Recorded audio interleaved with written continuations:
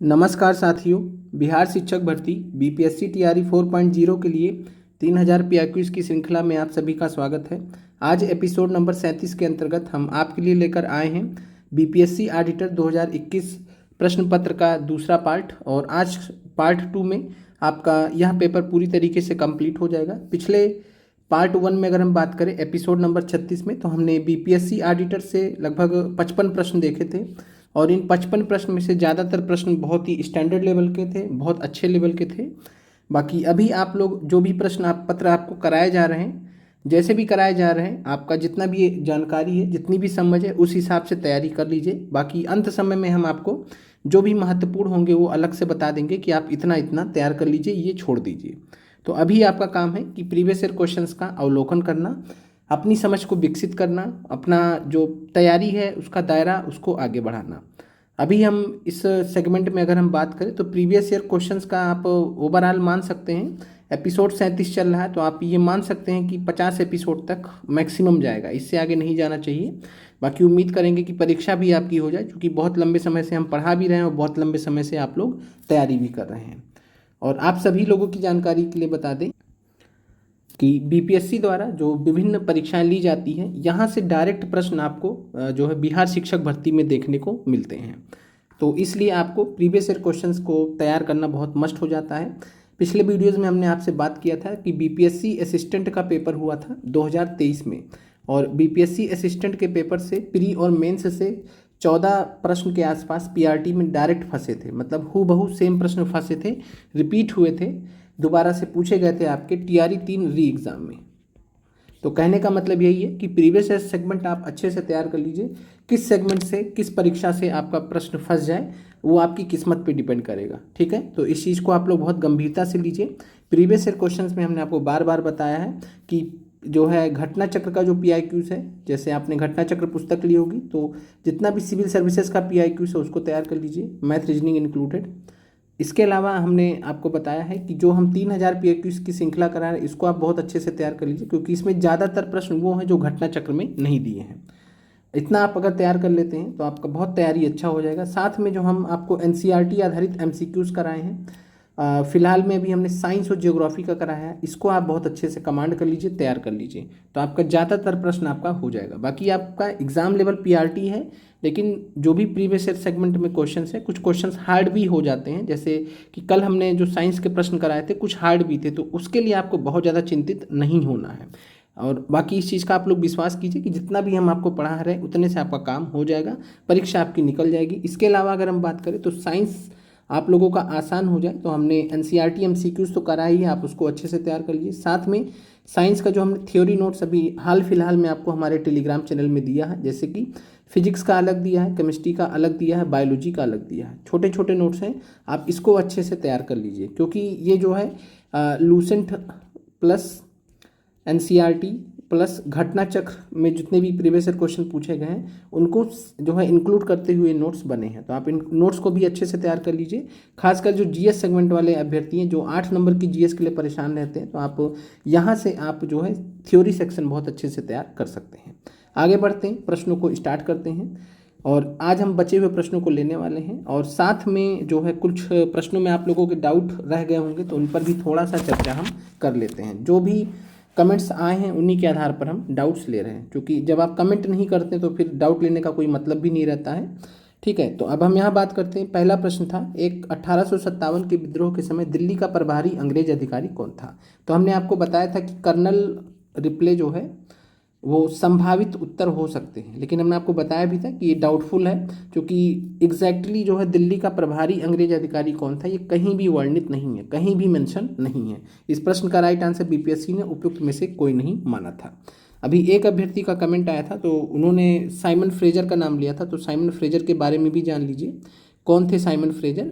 तो Simon Fraser की अगर हम बात करें तो साइमन फ्रेजर जो है ये राजनीतिक एजेंट थे, पॉलिटिकल एजेंट थे, राजनीतिक एजेंट थे ब्रिटिश ईस्ट इंडिया कंपनी के। और ब्रिटिश ईस्ट इंडिया कंपनी के ऐसे राजनीतिक एजेंट जो जाकर मतलब क्षेत्र विशेष में राजा के साथ में बैठते थे या सम्राट के साथ में बैठते थे, जैसे कि प्रिंसली स्टेट्स आपने देखा होगा, प्रिंसली स्टेट्स में जो अंग्रेज अधिकारी देखता था जो भी कमांड वगैरह रूल शासन वगैरह जैसे भी चल रहा है प्रिंसली स्टेट्स में, क्या वो अंग्रेजों के हित को ध्यान में रखकर चल रहा नहीं चल रहा है। तो ऐसे प्रिंसली स्टेट्स में जो ब्रिटिश अधिकारी बैठते थे उनको हम ब्रिटिश रेजिडेंट के नाम से जानते हैं। ये वर्ड आपने सुना होगा, ब्रिटिश रेजिडेंट। जैसे कि जेम्स आउटरम जो है ब्रिटिश रेजिडेंट थे एक टाइम पर, जो है अवध के, तो वैसे ही ब्रिटिश रेजिडेंट यहाँ पर बात की जा रही है। तो जो साइमन फ्रेजर थे इनके बारे में जान लीजिए।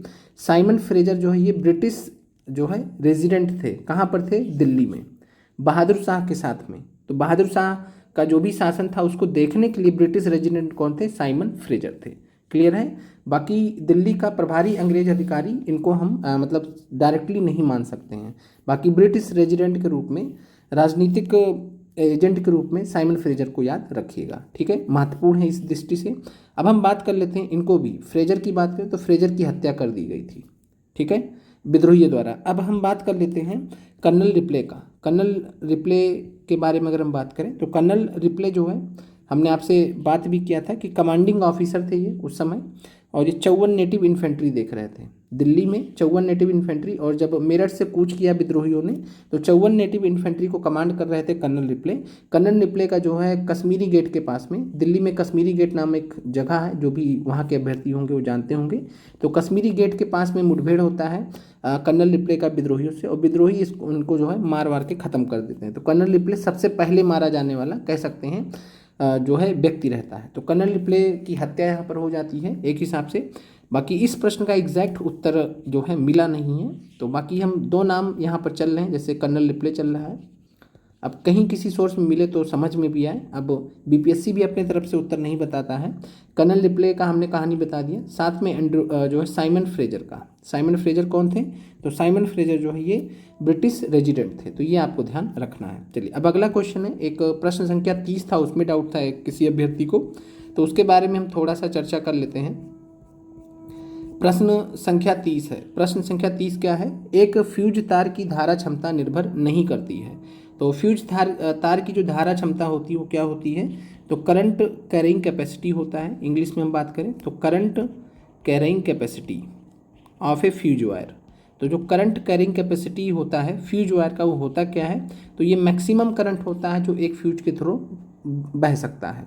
तो ये मैक्सिमम करंट होता है जो एक फ्यूज के थ्रू बह सकता है, जिससे कि फ्यूज मतलब मेल्ट ना हो, ख़त्म ना हो। तो current carrying capacity maximum current होता है। अब बात करें तो जो है इसका भी कोई बहुत एग्जैक्ट सोर्स तो नहीं मिला, लेकिन बीपीएससी ने इसका जो आंसर माना निर्भर नहीं करता वो तार की लंबाई पर। अब यहाँ पे फ्यूज तार की बात की जा रही है, यहाँ पर फ्यूज तार की बात की जा रही है। और फ्यूज तार में अगर हम बात करें तो तार की परिधि, तार का पदार्थ, इसमें प्रवाहित धारा, इसको बीपीएससी ने माना है कि इस पर निर्भर करता है, लेकिन तार की लंबाई पर निर्भर नहीं करता है। मे बी तार का लेंथ कितना है, 2 फीट है, 4 फीट है, 5 फीट है, उस हिसाब से यहाँ पर देख रहा है, तो उस संदर्भ में तार की लंबाई को यहाँ पर नहीं माना है। इस संदर्भ में आप इस प्रश्न को देखिए तो तार की लंबाई यहाँ पर नहीं माना है। अब इस प्रश्न को जो है अन्य कहीं पूछा गया है तो वहाँ पर हमने चेक किया, तो उससे थोड़ा सा हम बात कर लेते हैं। तो आपके सामने ये प्रश्न है, JBBNL में टेक्निकल हेल्पर में पूछा गया था, फ्यूज तार की धारावाही क्षमता करंट कैपेसिटी किस पर निर्भर करती है। यहाँ पर अनुप्रस्थ क्षेत्र है, ट्रांसवर्स एरिया है, आयाम है, डायमेंशन, सामग्री है, मटेरियल, टर्मिनल की आकृति है। और इसमें जो उत्तर माना था ये सभी माना था।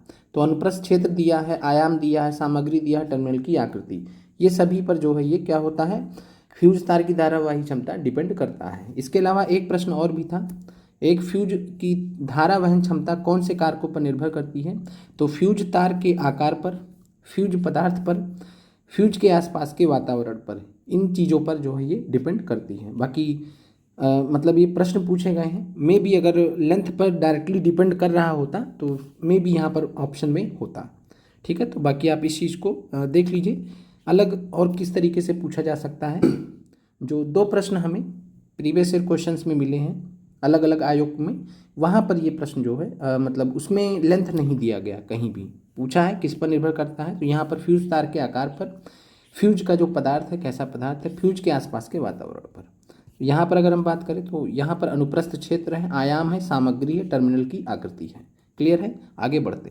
तो फ्यूज तार की जो धारा क्षमता है वो किस पर निर्भर नहीं करती है एज पर बीपीएससी, तो तार की लंबाई पर। अब हम आगे बढ़ते हैं। एक डाउट था अभ्यर्थियों को, डाउट था कि जो है चौरा चौरी विद्रोह है उसका डेट क्या माना जाए, 4 फरवरी या 5 फरवरी। तो पहला चीज़ तो ये है कि चौरा चौरी विद्रोह का जो डेट है उत्तर प्रदेश सरकार क्या मानती है उस पर हम चर्चा कर लेते हैं। उत्तर प्रदेश का आयोग क्या जो है मानता है, विभिन्न जो आयोग है उत्तर प्रदेश के वो क्या मानते हैं उस पर हम थोड़ा चर्चा कर लेते हैं। फिर इसके बाद हम जो है जो हमारे प्रश्न हैं उनको हम लेंगे। 55 तक कल हो गया था, इसके आगे हम प्रश्न लेंगे।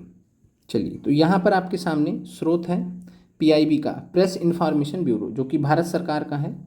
और PM to inaugurate Chauri Chaura centenary celebration on 4 February. तो यहाँ पर डेट देख सकते हैं कि चौरा चौरी का जो डेट है क्या माना गया है, भारत सरकार के द्वारा प्रेस इन्फॉर्मेशन ब्यूरो में जो छपाया गया है, प्रधानमंत्री मोदी को इनॉग्रेट करना था कुछ साल पहले। तो यहाँ पर 4 फरवरी का डेट मेंशन है। तो हमें जो है 4 फरवरी ज़्यादा एक्सपेक्टेड डेट है। 2021 की कहानी थी। अब हम बात कर लेते हैं शहीद स्मारक चौरी चौरा। चौरी चौरा इंसिडेंट, ये जो है आपका गोरखपुर का जो जिला का वेबसाइट है gorakhpur.nic.in, वहाँ पर जाके आप देख सकते हैं। तो Chauri Chaura incident occur eight Chauri Chaura in Gorakhpur district of United province modern Uttar Pradesh in British India on 4 फरवरी 1922। 4 फरवरी यहाँ भी दिया है। अब हम जो है बात कर लेते हैं। एक प्रश्न आपके सामने है यूपी SSS रेवेन्यू लेखपाल का, 2015 में पूछा है चौरी चौरा इंसिडेंट कब हुआ था। क्या ऑप्शन है यहाँ पे, 13 मार्च है, 4 फरवरी है, 3 मार्च है, 5 मई है। तो जाहिर सी बात है इसमें तो आप क्लियर हैं, कोई इसमें डाउट नहीं है, 4 फरवरी इसका उत्तर माना गया है आयोग के द्वारा। अब आपको क्या मानना चाहिए उस पर हम चर्चा कर लेते हैं। अगर हम बात करें तो 4 फरवरी 1922 ये ज़्यादा जो है एक्सेप्टेड डेट है। 4 फरवरी 1922 चौरी चौरा का ज़्यादा जो है एक्सेप्टेड डेट, ज़्यादा स्वीकार्य है। अगर विकल्प में आपको 4 फरवरी 1922 दिया तो आप आंख बंद करके 4 फरवरी 1922 के साथ में जा सकते हैं। अगर विकल्प में 4 फरवरी नहीं दिया है और 5 फरवरी दिया है तभी आपको विकल्प में 5 फरवरी पे जाना है। अब आप कहेंगे 5 फरवरी क्यों बोल रहे हैं, तो कुछ ऐसे सोर्सेस हैं जैसे CRT वगैरह हो गया और कुछ अन्य स्रोत भी हैं जहाँ पर 5 फरवरी भी माना गया है। तो ये कभी भी आपको 4 और 5 फरवरी नहीं दिया जाएगा, ठीक है। 4 फरवरी या 5 फरवरी नहीं दिया जाएगा, ज़्यादा जो स्वीकार्य है वो 4 फरवरी ही है। क्लियर है। ऐसे ही आपका जो बंगाल विभाजन का बात करें तो बंगाल विभाजन की जो घोषणा कब की गई थी, लॉर्ड कर्जन के द्वारा। तो इसको लेकर भी बहुत विवाद है, 19 जुलाई या 20 जुलाई। बहुत सारे सोर्सेस में आपको 20 जुलाई मिलता है और बहुत सारे सोर्सेस में आपको 19 जुलाई। BPSC ने प्रीवियस ईयर क्वेश्चन भी पूछा है, वहाँ पर क्या आंसर माना है, 19 जुलाई। तो आपको जाहिर सी बात है इसमें डाउट नहीं होना चाहिए, 19 जुलाई ही मानना। लेकिन मान लीजिए आपको 19 जुलाई विकल्प में ना दिया हो और 20 जुलाई डेट दिया हो, तब आपको चुपचाप से 20 जुलाई आंसर मान लेना है, ठीक है। आगे बढ़ते हैं। बाकी एक बार प्रीवियस ईयर में पूछा है, वहाँ 19 जुलाई आंसर माना है बंगाल विभाजन की जो है घोषणा पर, पहली घोषणा के संबंध में।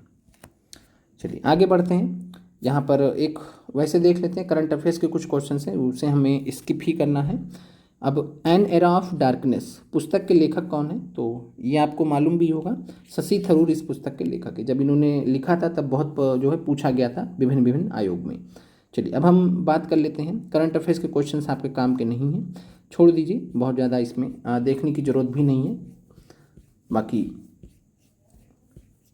प्रश्न संख्या अब हम आते हैं 86 पर। 86 पर कुछ जो है एंशियंट हिस्ट्री से सवाल है, 7-8 सवाल हैं, इनको जल्दी से देखते हैं फिर आगे बढ़ते हैं। कौन सी पुस्तक बिंदुसार को एक अभिभक्त व्यक्ति क्षत्रिय वर्णित करती है। तो 86 नंबर की अगर हम बात करें तो दिव्य वदान नामक पुस्तक है जो बिंदुसार को एक अभिव्यक्ति क्षत्रिय वर्णित करती है। ये प्रश्न आपका एंशियंट हिस्ट्री से रिलेटेड है। जो भी TGT PGT के अभ्यर्थी इधर जो सवाल आएंगे वो TGT PGT हिस्ट्री अभ्यर्थियों के लिए रहेंगे। फिर बात करते हैं इलाहाबाद स्तंभ अभिलेख की 21वीं पंक्ति में आर्यवर्त के कितने शासकों का जिक्र किया गया है। तो 87 नंबर की अगर हम बात करें तो इलाहाबाद स्तंभ अभिलेख में जो है कुल 9 आर्यावर्त के शासकों का जिक्र किया गया है। 87 में राइट आंसर डी है। फिर बात करते हैं किसने तर्क दिया कि गुप्त और उत्तरोत्तर गुप्त काल में धन अर्थव्यवस्था में पतन दिखता था। तो ये स्टेटमेंट दिया है RS शर्मा ने। RS शर्मा की अगर बात करें तो NCERT की किताब भी आती है। RS शर्मा जो है एंशियंट हिस्ट्री की जो किताब है NCERT की वो इन्होंने लिखी है। RS शर्मा का यह स्टेटमेंट है।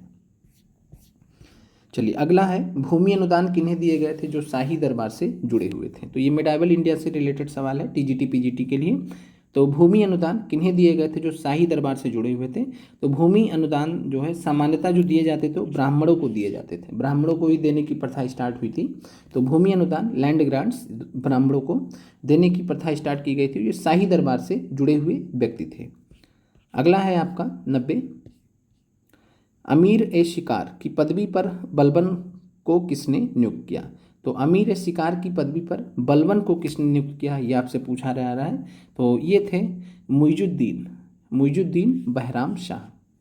तो मुइजुद्दीन बहराम शाह, और ये आपका प्रश्न जो है दिल्ली सल्तनत से रिलेटेड है, मिडाइवल हिस्ट्री से। आगे बढ़ते हैं।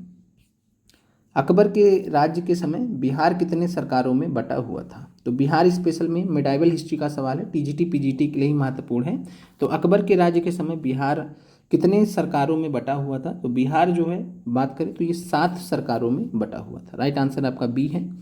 फिर है मध्यकालीन बिहार में बुनियादी प्रशासनिक इकाई के रूप में परगना को किसने विकसित किया? ये भी आपका मध्यकालीन बिहार से टीजीटी पीजीटी के लिए है, और ये थे शेरशाह सूरी। राइट आंसर शेरशाह सूरी है। शेरशाह सूरी ने जो है परगना को विकसित किया था प्रशासनिक इकाई के रूप में।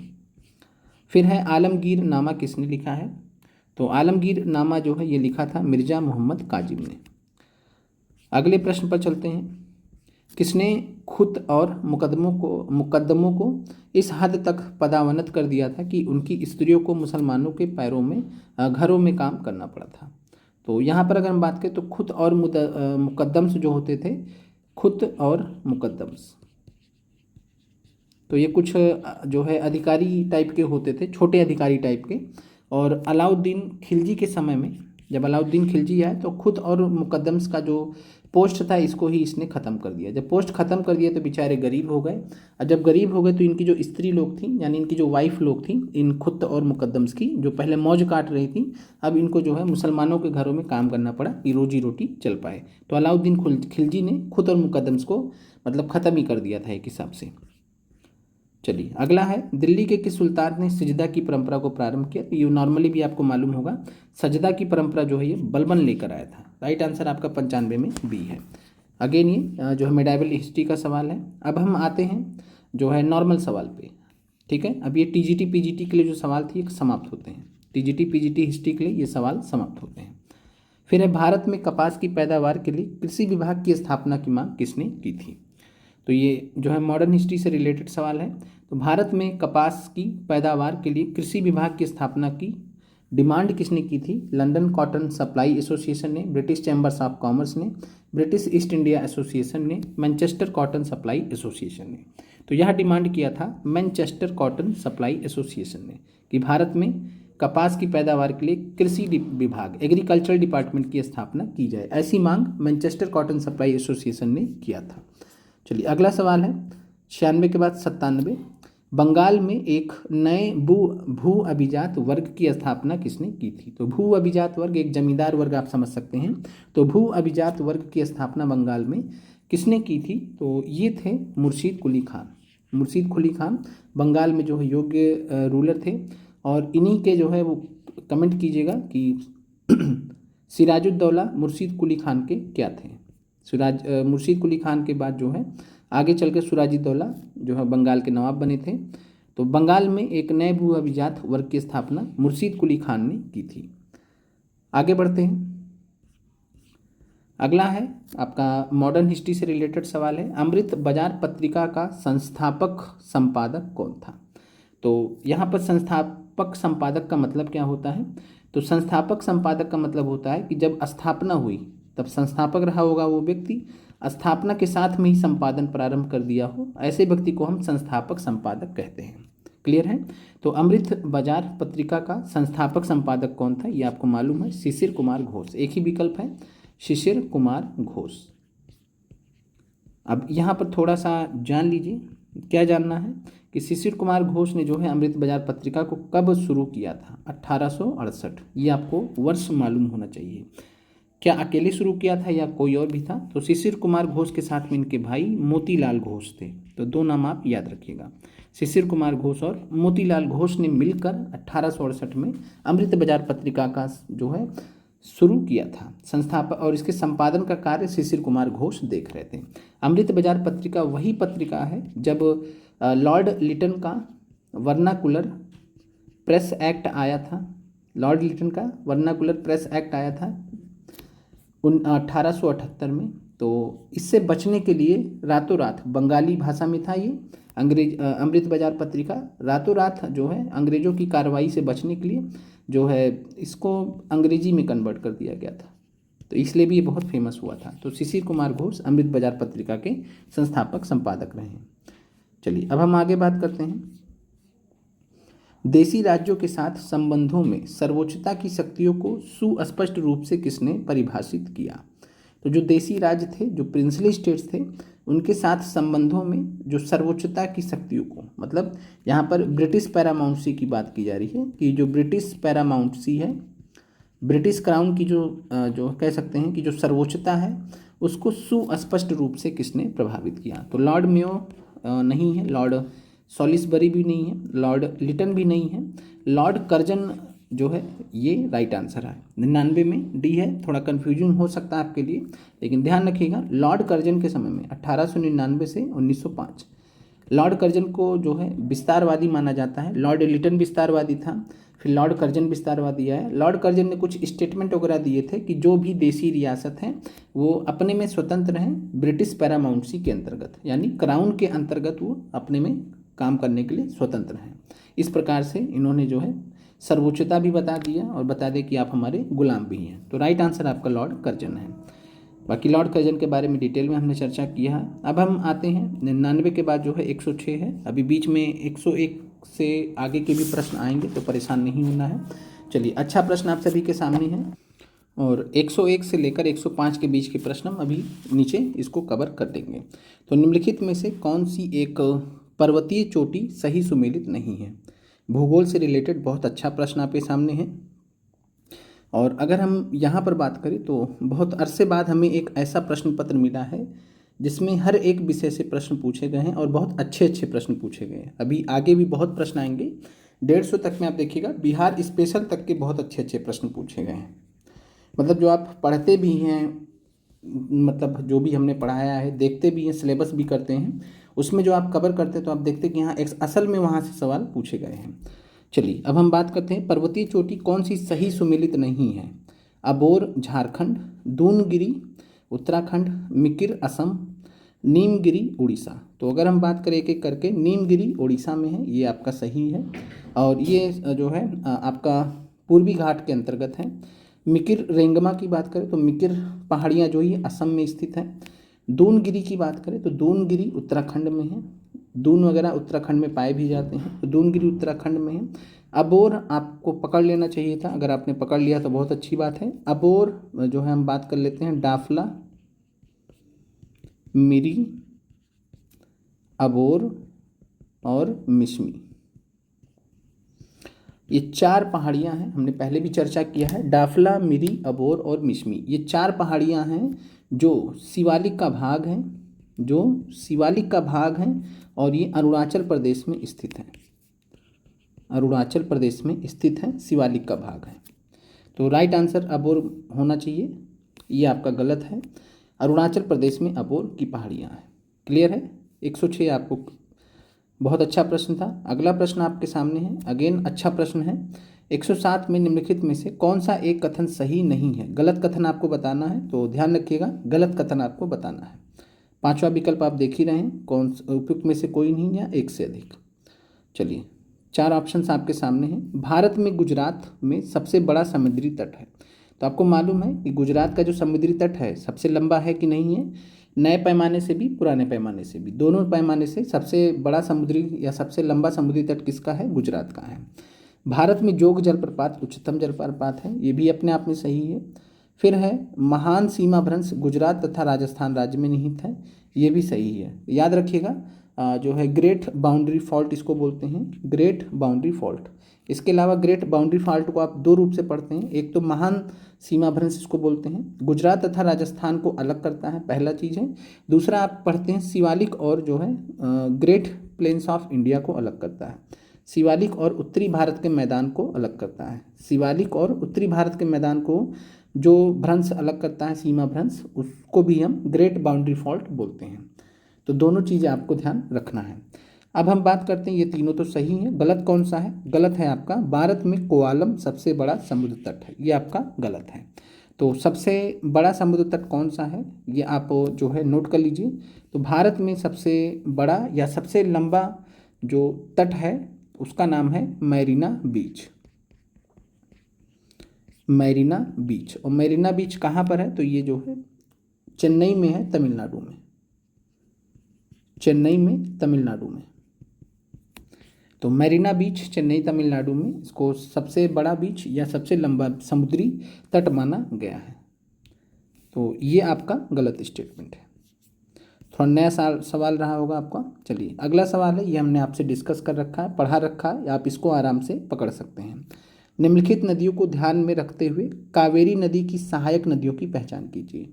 1 2 3 4 में से कौन कौन सा जो है कावेरी नदी की सहायक नदी है? अगर आप एलिमिनेट करेंगे आराम से कर ले जाएंगे। हमने आपको पढ़ा रखा है, अमरावती है, भवानी है, हेमावती है। दूध गंगा कहीं से भी हमने आपको नहीं पढ़ाया है कि कावेरी नदी का सहायक नदी है। तो कावेरी नदी का सहायक नदी दूध गंगा नहीं है, इसे एलिमिनेट कर दीजिए। तो 1 2 और 4 ये आपका आंसर मिल जाएगा। तो 1 2 और 4 यहाँ पर आपका राइट आंसर है, अमरावती, भवानी और हेमावती। कावेरी की जो अन्य हैं आप याद रख सकते हैं, काबिनी है, काबिनी के अलावा लक्ष्मण तीर्थ हैं, लक्ष्मण तीर्थ हैं, और सिमसा, ये आप याद रखिए। अमरावती, भवानी, हेमावती, काबिनी, लक्ष्मण तीर्थ, सिमसा कावेरी की प्रमुख सहायक नदियां हैं। दूध गंगा की अगर हम बात करें तो कृष्णा नदी की सहायक नदी है। ठीक है, आगे बढ़ते हैं। तो 108 में 1 2 4 आपका राइट आंसर है। जनगणना 2011 के अनुसार निम्नलिखित में से कौन सा एक सही नहीं है? कौन सा एक सही नहीं है? अगेन बहुत ही तगड़ा सवाल आपके सामने है, अच्छे से देख लीजिए। 5वां विकल्प आप देख रहे हैं, उपयुक्त में से कोई नहीं या उपयुक्त में से एक से अधिक, दोनों के लिए आपको नन ऑफ दिस चुनना है। चलिए थोड़ा सा हम जो है यहाँ पर जूम कर देते हैं। पहला है भारत का, और क्या बताना है इसमें? गलत बताना है, सही नहीं है। भारत का जनसंख्या घनत्व 382 व्यक्ति प्रति वर्ग किलोमीटर है, आप कहेंगे जी बिल्कुल है, इसमें तो कोई दिक्कत नहीं है। सबसे कम लिंगानुपात पंजाब में अंकित है, आप कहेंगे ये तो गलत हो गया। सबसे कम लिंगानुपात कहाँ पर है? हरियाणा में है। कितना है? तो आप कहेंगे 879। सबसे कम लिंगानुपात हरियाणा में है, 879। फिर है मेघालय में 2001 से 2011 की जो दशकीय जनसंख्या वृद्धि दर है वो सबसे अधिक रही है, तो ये बात सही है। ये आपका पहला और तीसरा सही है। फिर आपका लास्ट स्टेटमेंट देख लीजिए क्या है। तो सबसे कम महिला साक्षरता दर राजस्थान में पाई गई। बताइए सही होगा स्टेटमेंट या गलत होगा? तो बात करें, बी तो आपका गलत हो ही गया, सबसे कम लिंगानुपात हरियाणा में है, ये आपका गलत है। और सबसे कम महिला साक्षरता दर आपने अगर पढ़ा हो तो कहाँ पर है सबसे कम? बिहार में है। महिला साक्षरता दर बिहार में सबसे कम है, कितना है? 51.50%। ये भी आपका पूछा गया कई बार। तो यहाँ पर बी और डी गलत है, क्योंकि 2 गलत हो गए, ए और सी यहाँ पर आपका सही है। ए और सी ये आपका सही है, बी और डी गलत है। इस वजह से आपका आंसर उपयुक्त में से एक से अधिक हो जाएगा। उपयुक्त में से एक से अधिक हुआ तो नन ऑफ दिस आंसर मानना है। क्लियर है? आगे बढ़ते हैं।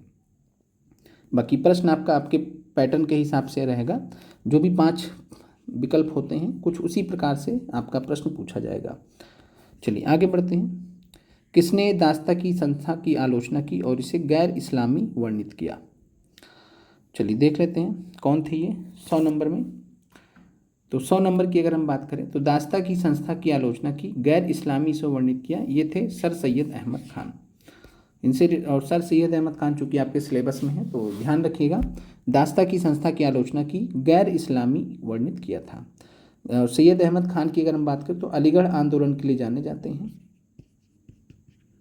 1875 में जो है अलीगढ़ ओरिएंटल कॉलेज भी इन्होंने स्टार्ट किया था, जो आगे चलकर अलीगढ़ विश्वविद्यालय बना था।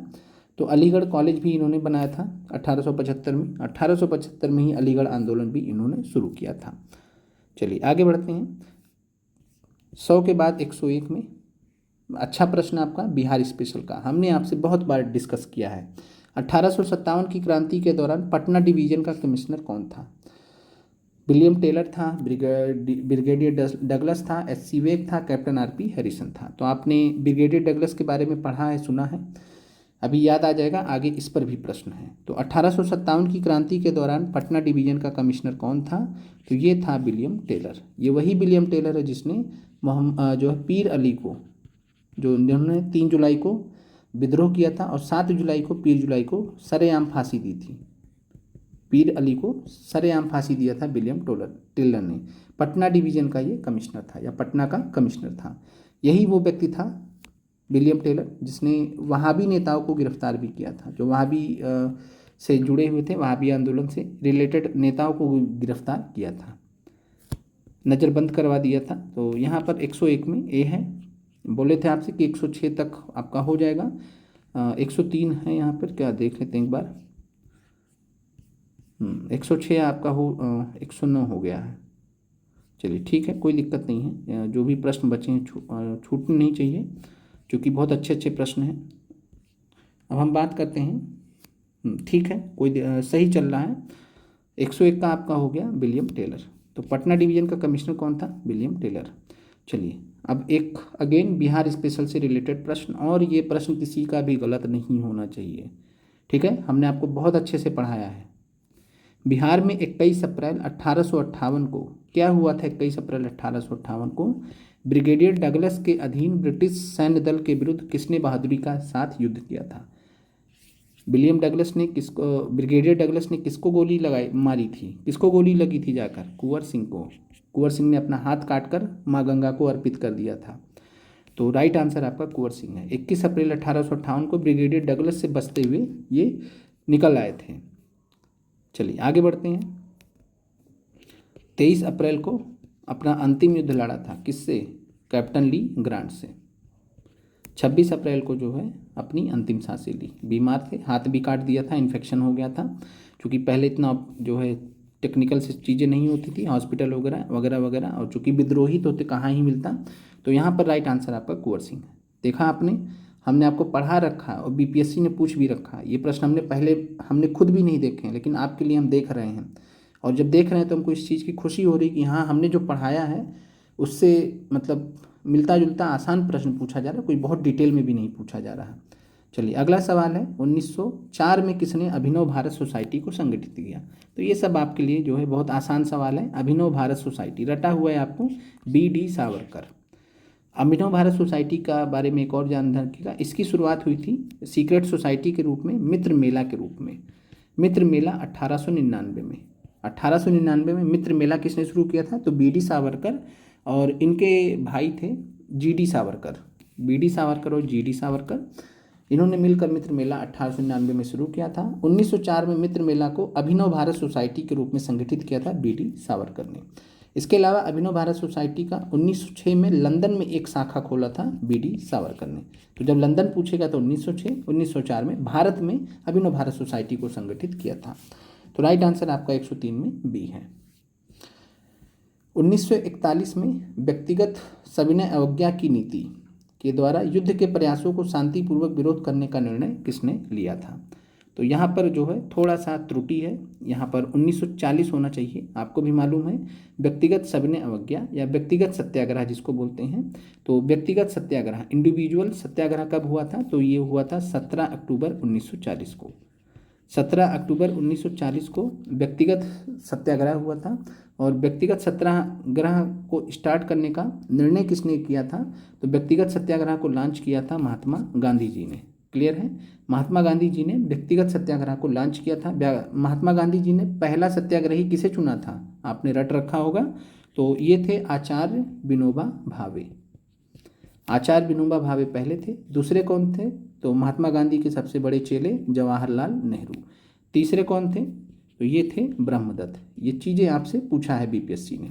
तो पहले थे आचार्य विनोबा भावे, दूसरे थे जवाहरलाल नेहरू, तीसरे थे ब्रह्मदत्त।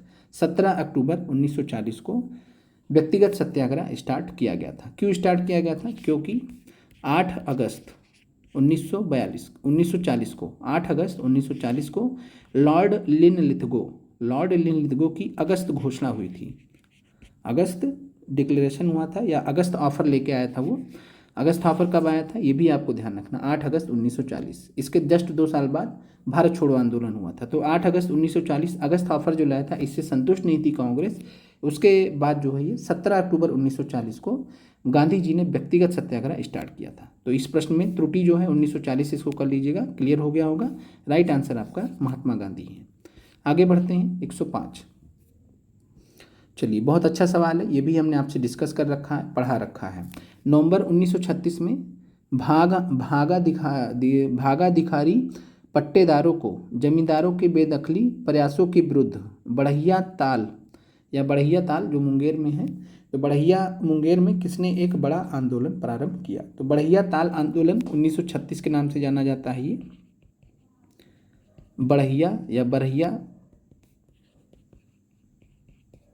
बरहिया ताल आंदोलन मुंगेर में 1936 में।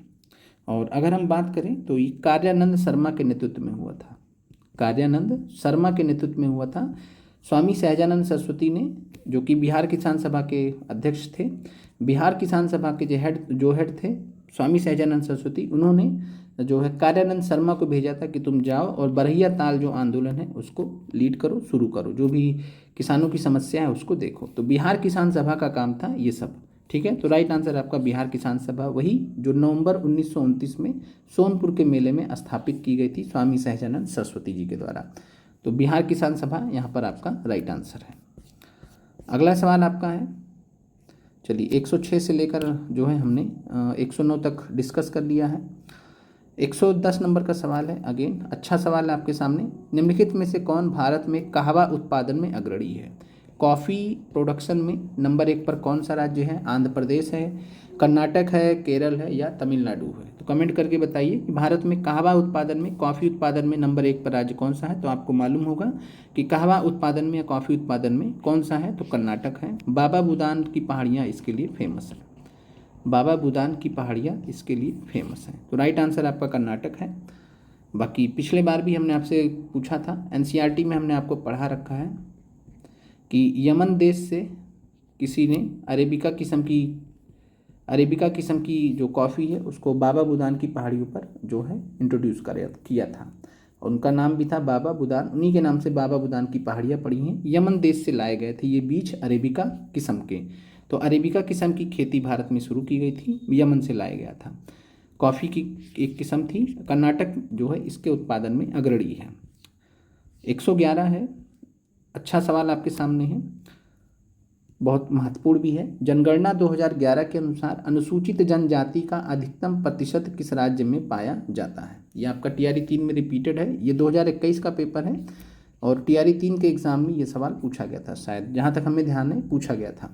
तो जनगणना 2011 के अनुसार अनुसूचित जनजाति का अधिकतम प्रतिशत किस राज्य में पाया जाता है? तो कमेंट कीजिएगा क्या उत्तर होगा इस प्रश्न का।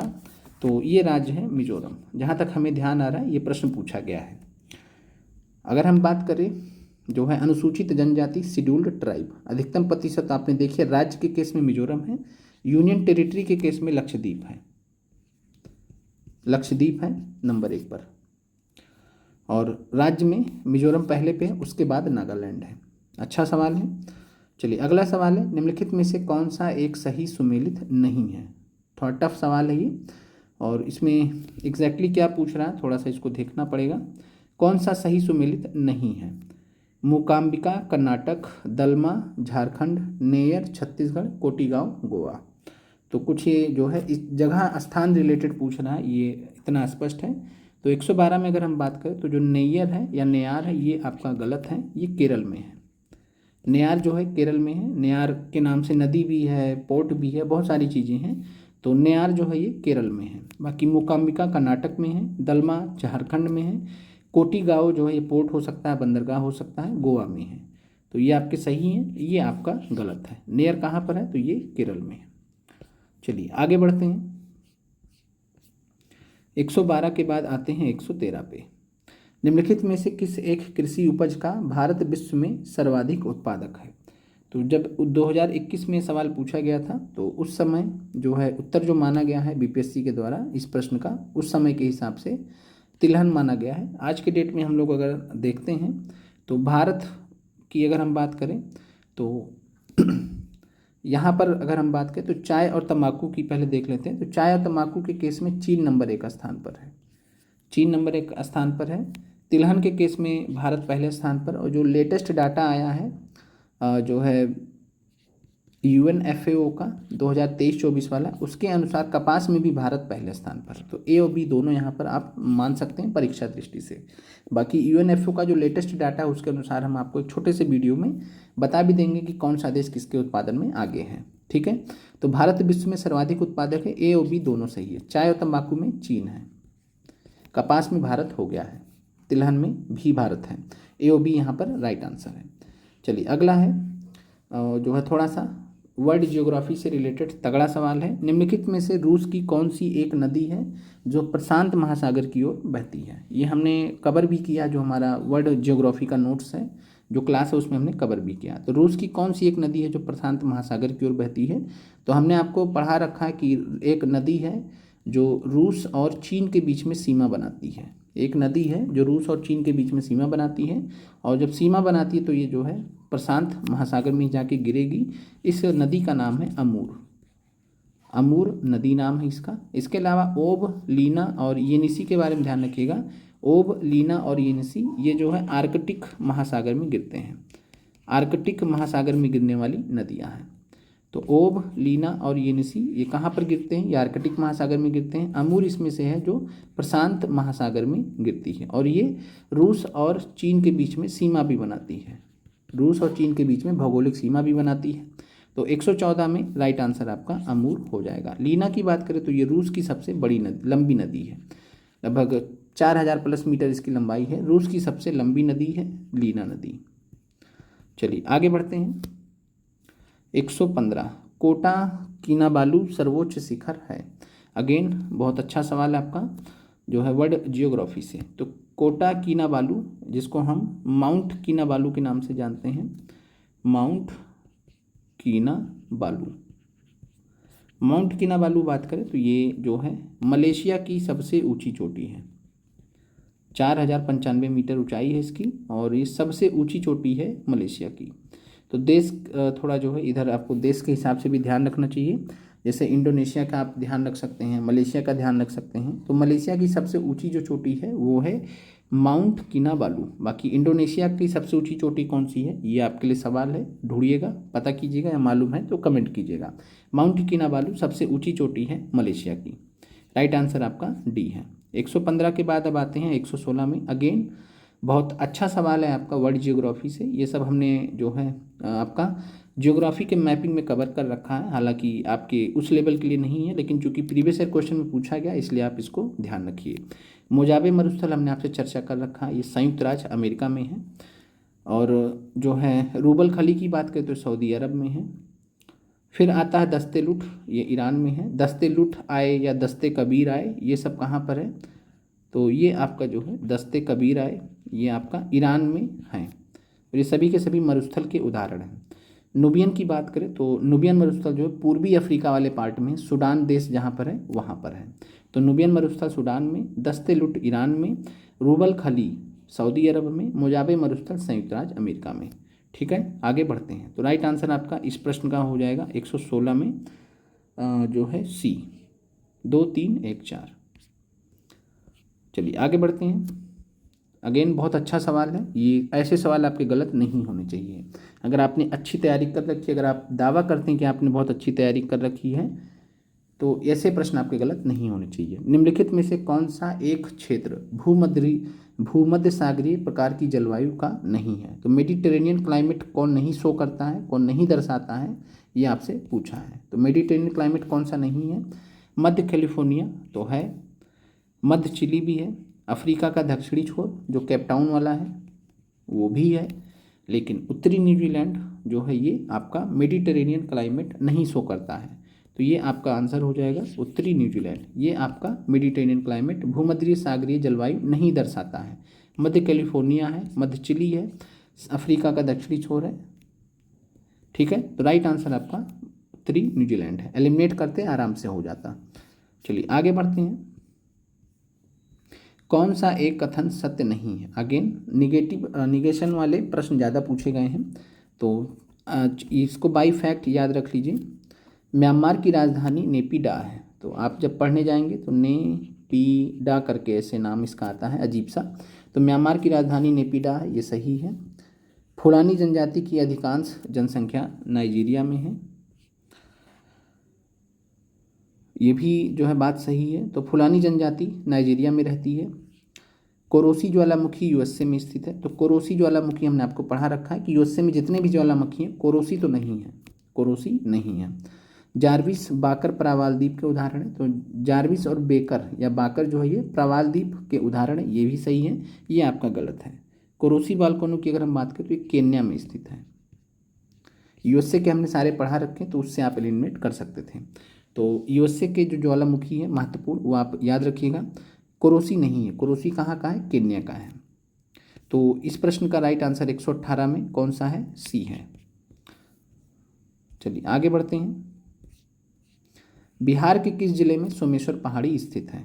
चलिए ऐसे प्रश्न भी आपके गलत नहीं होने चाहिए, 3 विकल्प में चुनाव कर लीजिए, क्या ज़्यादा विकल्प बढ़ाएं आपके लिए। तो बिहार के किस जिले में सोमेश्वर पहाड़ी स्थित है। सोमेश्वर पहाड़ी 875 मीटर, बिहार की सबसे ऊंची चोटी भी है, और ये बिहार के किस जिले में स्थित है, तो पश्चिमी चंपारण जिले में स्थित है। क्लियर है, आगे बढ़ते हैं। बिहार के किस जिले में ककोलत जलप्रपात स्थित है। ये सब भी हमने आपको पढ़ाया हुआ है, कोई मजाक की बात नहीं है। अगर आपने हमसे पढ़ रखा है बिहार स्पेशल जियोग्राफी, आप वहाँ पर आराम से आपको ककोलत जलप्रपात जो है बहते हुए मिल जाएगा। तो ककोलत जलप्रपात कहाँ पर है, नवादा में है। 120 में राइट आंसर सी है। अगला है जनसंख्या 2011 के अनुसार बिहार का सर्वाधिक जनसंख्या घनत्व वाला जिला कौन सा है। अगेन ये सब भी हमने कवर कर रखा है। तो बिहार का सर्वाधिक जनसंख्या घनत्व वाला जो जिला है वो कौन सा है, तो ये है शिवहर। शिवहर कितना है, 1882। और दूसरे नंबर पे कौन है, पटना है, 1823 प्रति वर्ग किलोमीटर घनत्व है। तो 1882 व्यक्ति प्रति वर्ग किलोमीटर में रह रहे हैं शिवहर में। सबसे ज़्यादा सर्वाधिक जनसंख्या घनत्व है शिवहर का। पटना दूसरे नंबर पर है। अगर शिवहर विकल्प नहीं रहेगा तब आप पटना को मान लीजिएगा। इसके अलावा अगर हम बात करें सबसे कम किसका है, तो जो है सर्वाधिक जनसंख्या हो गया। न्यूनतम जनसंख्या घनत्व किसका है, तो न्यूनतम जनसंख्या घनत्व जो है ये है कैमूर का। ये भी आपको मालूम होना चाहिए। 488 व्यक्ति ही महज रहते हैं यहाँ पर, पेड़ जंगल उंगल ज़्यादा है यहाँ पर। चलिए आगे बढ़ते हैं। 122 की भी क्या खास बात है, ये भी हमने आपसे डिस्कस कर चुके हैं। अभी तक जितना भी हमने आपको पढ़ाया है हमने डिस्कस आपसे कर लिया है। तो निम्नलिखित नदियों में से किस एक नदी का प्राचीन नाम निरंजना था। कर्मनाशा, सोन नदी, पुनपुन नदी या फल्गु नदी। तो निरंजना नदी कौन सी नदी है, वही नदी है जिसके किनारे किसको जो है किसने तपस्या की थी, कमेंट करके बताइएगा।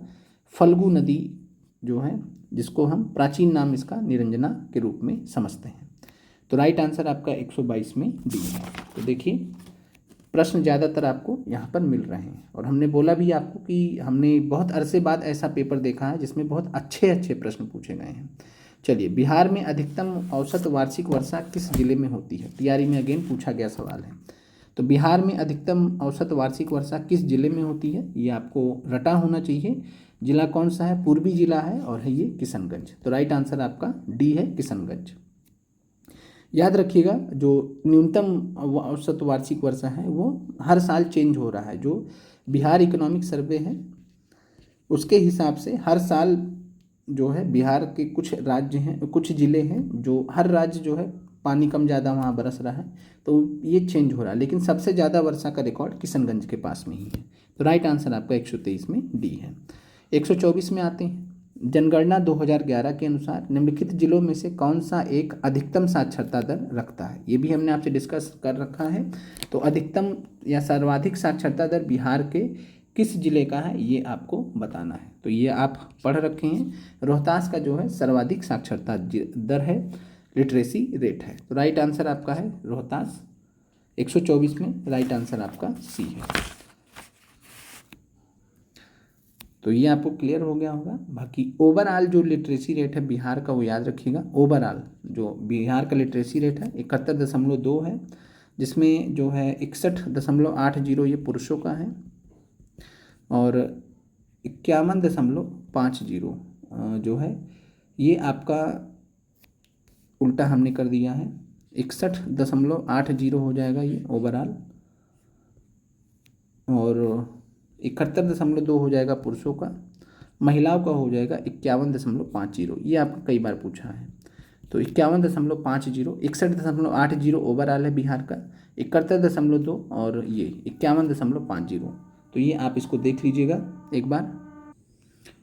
तो ये आपको क्लियर हो गया। लिटरेसी रेट बिहार का कितना है? 61.80। और उसमें भी सबसे ज़्यादा कहाँ पर है? रोहतास में है। 124 के बाद 125 में आते हैं। 125 छोड़ दीजिए, 2017-18 के हिसाब से पूछा, ये आपके काम का नहीं है। 125 के बाद अब आते हैं 126 पर। कुछ पॉलिटी के भी सवाल देख लीजिए, जब इतना देखा है तो। भारत की संचित निधि से भुगतान किसके अनुमोदन द्वारा किया जाता है? तो कंसोलिडेटेड फंड ऑफ इंडिया की यहाँ पर बात किया जा रहा है। Consolidated fund of India, consolidated fund of India की अगर हम बात करें तो भारत की संचित निधि से बोला जाता है। अनुच्छेद 266 में इसके बारे में प्रावधान है और भारतीय संसद के परमिशन के बाद ही यहाँ से पैसा निकाला जा सकता है। तो भारत की जो संसद है उससे जो है अनुमोदन के द्वारा ही भारत की संचित निधि से भुगतान किया जा सकता है। तो राइट आंसर आपका है भारत की संसद।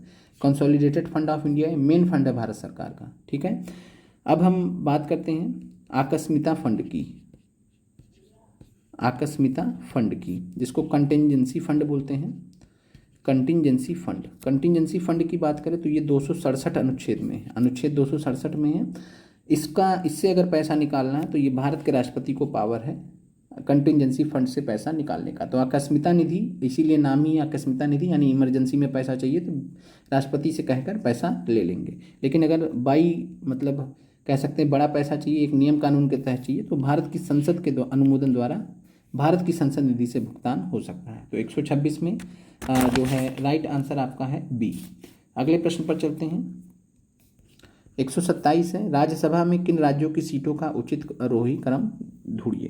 तो राज्यसभा की सीट जो है उसका आपको सीक्वेंस चुनना है। उत्तर प्रदेश तो सभी को मालूम होगा कि सबसे ज़्यादा जो राज्यसभा लोकसभा की सीट है वो उत्तर प्रदेश में है।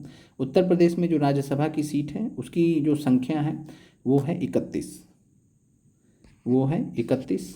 फिर महाराष्ट्र की बात कर ले तो महाराष्ट्र में है 19 दूसरे स्थान पर, तमिलनाडु में है 18, बिहार में है 16। तो उत्तर प्रदेश, महाराष्ट्र, तमिलनाडु, बिहार, ये आपका सीक्वेंस है। उत्तर प्रदेश में 31 है, महाराष्ट्र में 19 है, तमिलनाडु में 18 है, बिहार में 16 है।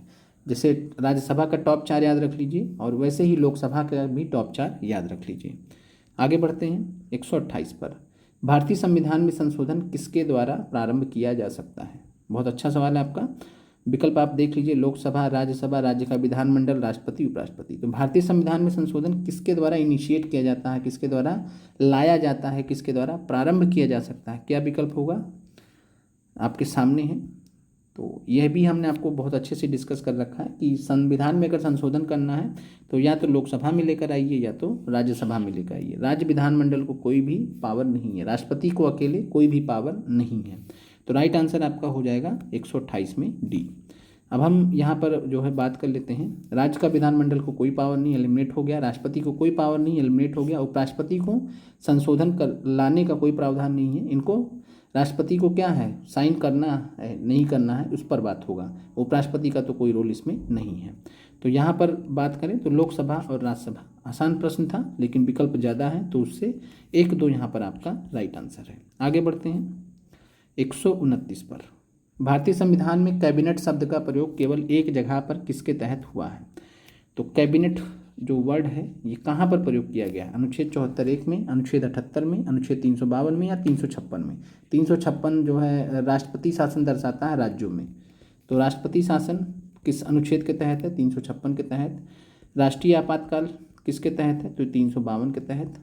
बाकी जो है वित्तीय आपातकाल 360 के अंतर्गत आपने सुना ही होगा। तो अनुच्छेद 352 के तहत राष्ट्रीय आपातकाल लगता है। अनुच्छेद 352 में कैबिनेट शब्द का एकमात्र बार प्रयोग किया गया है कि कैबिनेट क्या होगा।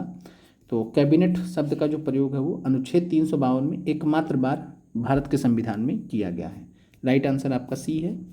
अगला है, विधानसभा के दोनों सदनों द्वारा बिल पास होने के बाद राज्यपाल के पास निम्नलिखित विकल्प होते हैं। चलिए देखिए यहाँ पर क्या आंसर होगा।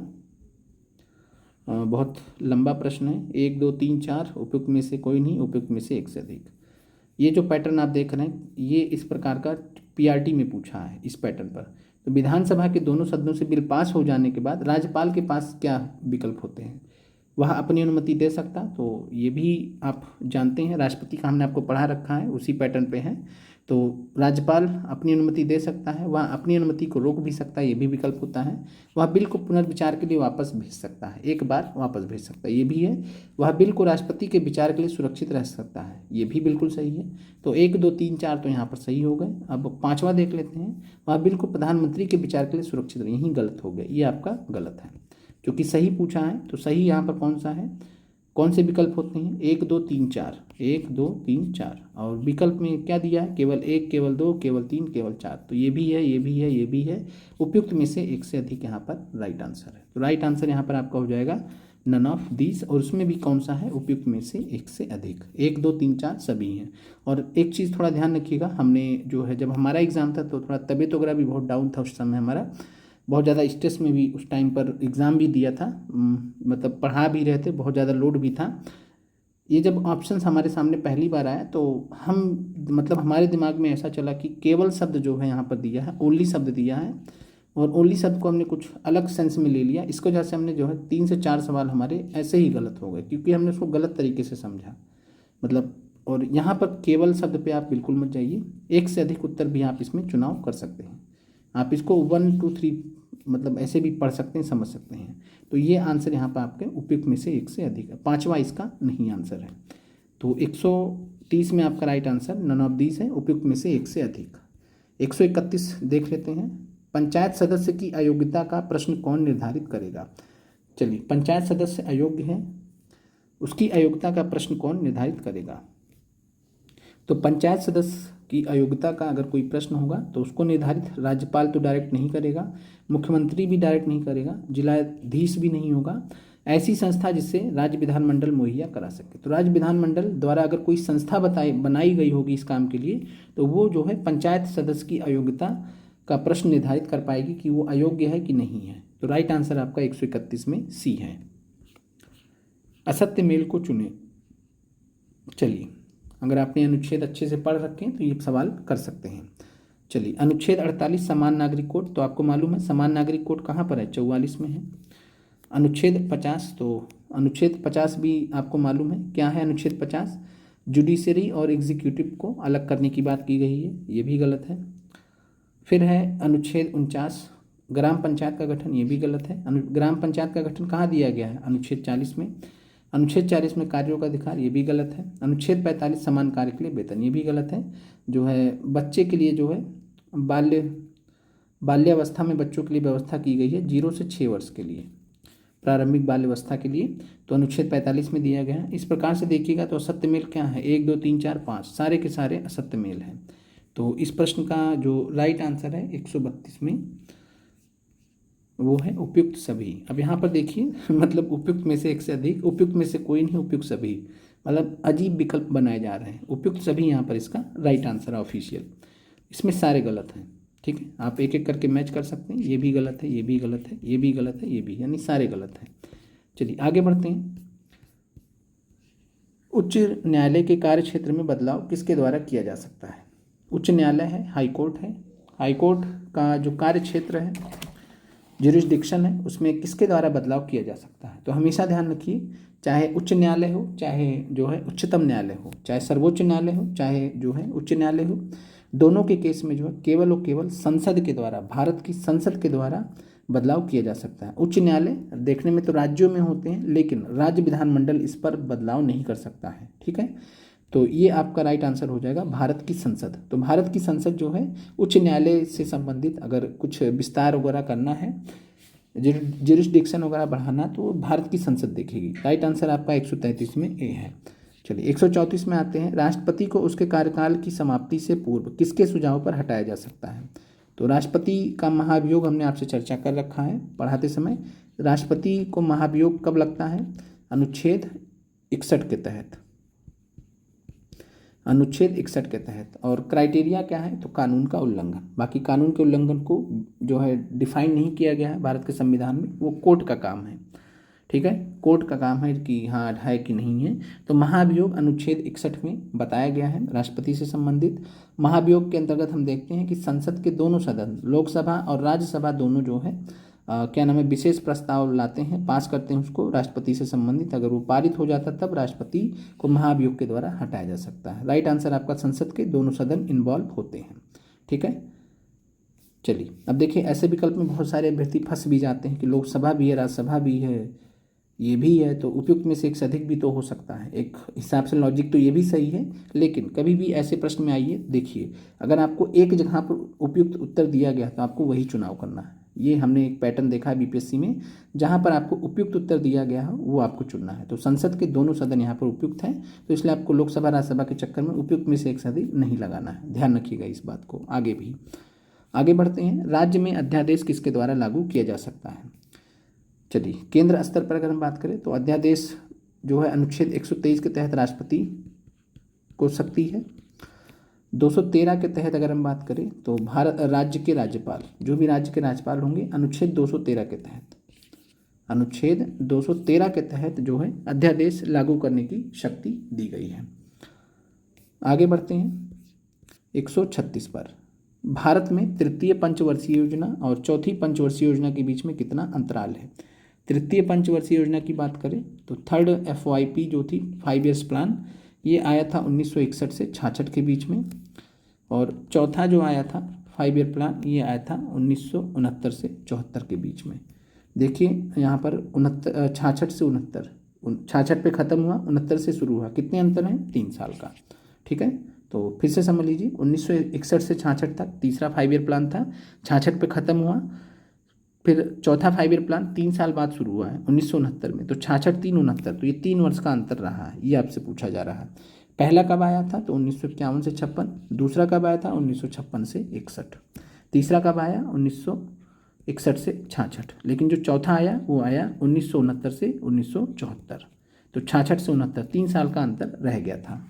तो राइट आंसर यहाँ पे आपका 3 वर्ष है। आगे बढ़ते हैं, ये सवाल आपके काम का नहीं है। Prevention of money laundering act कब प्रभावी हुआ है? थोड़ा सा टिपिकल सवाल है लेकिन देख लीजिए। Prevention of money laundering act, PMLA act बोलते हैं। तो prevention of money laundering act की बात करें तो 2002 में पारित हुआ संसद के द्वारा। संसद ने कब पारित किया? 2002 में। लेकिन ये जो आया है वो आया है 1 जुलाई 2005। 1 जुलाई 2005 को लागू हुआ है। पूरे भारत में लागू कब हुआ है, प्रभावी कब हुआ है? 1 जुलाई 2005। तो इसलिए आंसर इसका उपयुक्त में से कोई नहीं है। उपयुक्त में से कोई नहीं, नन ऑफ दिस। तो याद रखिएगा PMLA कब आया? 2002 में संसद के द्वारा पारित किया गया, लेकिन 1 जुलाई 2005 को ये लागू हुआ। तो राइट आंसर यहाँ पर क्या होना चाहिए था? 2005 नहीं है, तो इसलिए उपयुक्त में से कोई नहीं। अगला है मुख्य रूप से सामान्य मानव विकास सूचकांक में सम्मिलित है।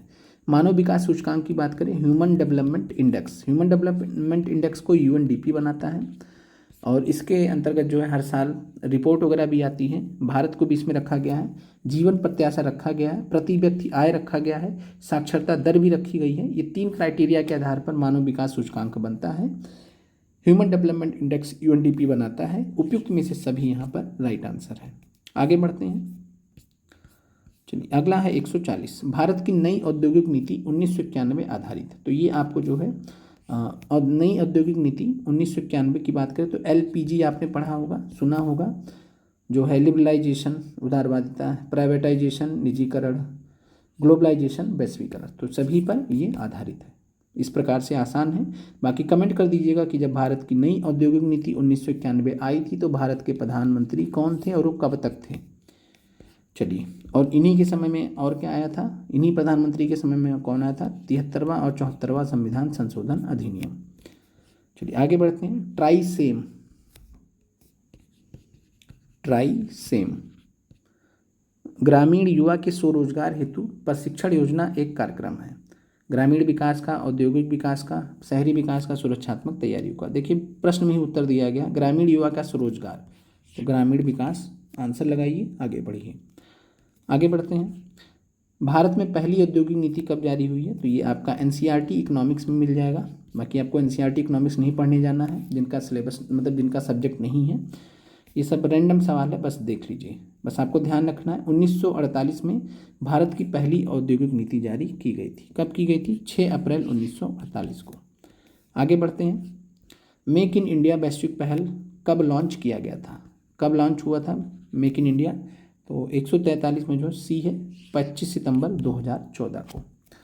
तो ये कुछ मोदी जी के आने के बाद जो है कुछ योजनाएं हैं जो आपसे कभी कभार पूछ लिया जाता है, जनरली सिविल सर्विसेज के एग्जाम में पूछा जाता है। बाकी 25 सितंबर 2014 को मेक इन इंडिया आया था। राइट आंसर आपका 143 में सी है। चलिए आगे देख लेते हैं। नाबार्ड कृषि एवं ग्रामीण विकास के राष्ट्रीय विकास का लक्ष्य है, राष्ट्रीय बैंक का लक्ष्य है। तो नाबार्ड की अगर हम बात करें तो कृषि और ग्रामीण विकास हेतु राष्ट्रीय बैंक है। इसका लक्ष्य क्या है?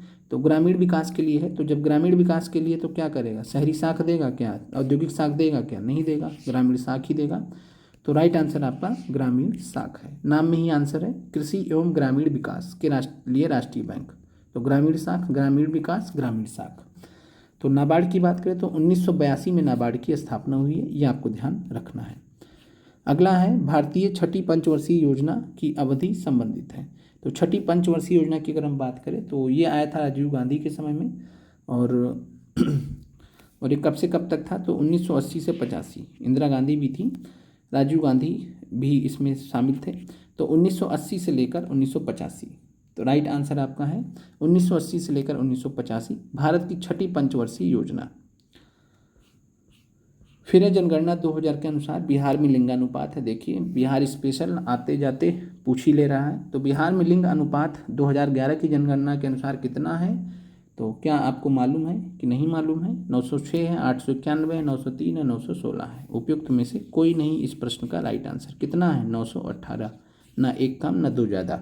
तो 918 इस प्रश्न का राइट आंसर है। तो जनगणना 2011 के अनुसार बिहार में लिंगानुपात 918। आगे बढ़ते हैं। जनगणना 2011 के अनुसार बिहार में सर्वाधिक जनसंख्या वाला जिला कौन सा है? अगेन देखिए जो है बिहार स्पेशल का प्रश्न, और ख़ास बात है कि ये सारे प्रश्न हमने आपको पढ़ा रखे हैं। तो बिहार में सर्वाधिक जनसंख्या वाला जिला कौन सा है? तो ये भी हमने आपको पढ़ा रखा है। कौन सा है? पटना है। बिहार स्पेशल ज्योग्राफी में हमने चर्चा कर रखा है। पटना जो है सर्वाधिक जनसंख्या वाला जिला है।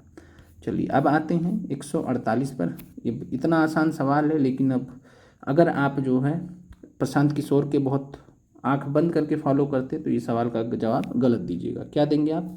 जनगणना 2011 के अनुसार बिहार में जिलों की संख्या कितनी है? तो कितना बताया था प्रशांत किशोर जी ने? 40। लेकिन आपको इस सब नेता लोग के चक्कर में नहीं पड़ना है, ठीक है। 38 जिले हैं जो है बिहार में, ठीक है। बाद में सफाई देने लगे कि पुलिस कमिश्नरेट फलाना धमकाना वो सब जोड़ के, लेकिन ऐसे नहीं होता है। बिहार में जिलों की जब बात होगी तो 38 हैं तो 38 ही रहेंगे, ठीक है। तो राइट आंसर आपका 38 है। तो बिहार में जिलों की संख्या कितनी हो जाएगी? 38 हो जाएगी। आसान सवाल है।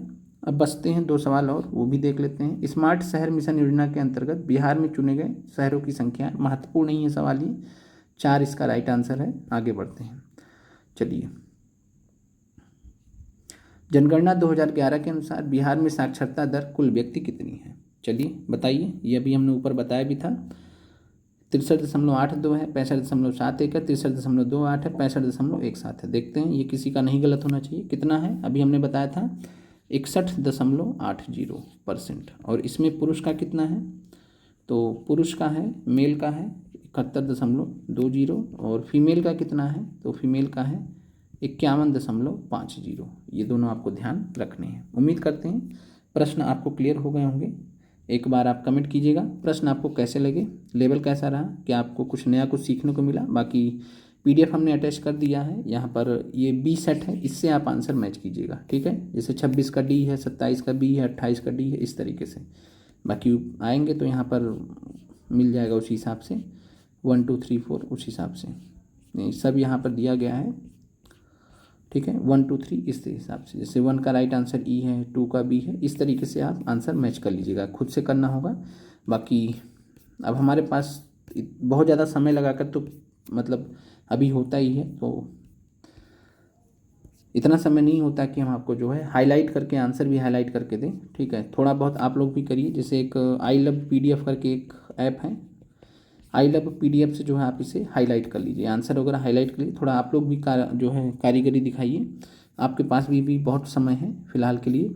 तो प्रश्न आपको बहुत अच्छे लगे होंगे हमारे हिसाब से, हमें भी बहुत अच्छे लगे। व्यक्तिगत स्तर पे कुछ प्रश्न बहुत अच्छे हैं, चाहे बिहार स्पेशल की बात करिए, चाहे सब्जेक्ट की मॉडर्न हिस्ट्री की बात कीजिए, बहुत अच्छे अच्छे प्रश्न यहाँ पर रखे गए हैं। चाहे जनगणना की बात कर लीजिए, बहुत अच्छे अच्छे प्रश्न रखे गए हैं। पॉलिटी से भी रिलेटेड अच्छे सवाल रहे हैं। ठीक है, अभी हमने यहाँ पर आपसे बताया था राज्यसभा के केस में बता दिया था कि जब राज्यसभा की बात करेंगे तो यूपी पहले पे है, महाराष्ट्र दूसरे पर है, तमिलनाडु तीसरे पर है, बिहार चौथे पर है, वेस्ट बंगाल भी साथ में ही है। लोकसभा की अगर हम बात करें तो यूपी पहले पे है, दूसरे पे महाराष्ट्र है, तीसरे पे वेस्ट बंगाल है, यहाँ पर चेंज है, और चौथे पे बिहार है। तो चौथे पे दोनों में ही बिहार है, ये आपको ध्यान रखना है। आप लोगों का देखने के लिए धन्यवाद।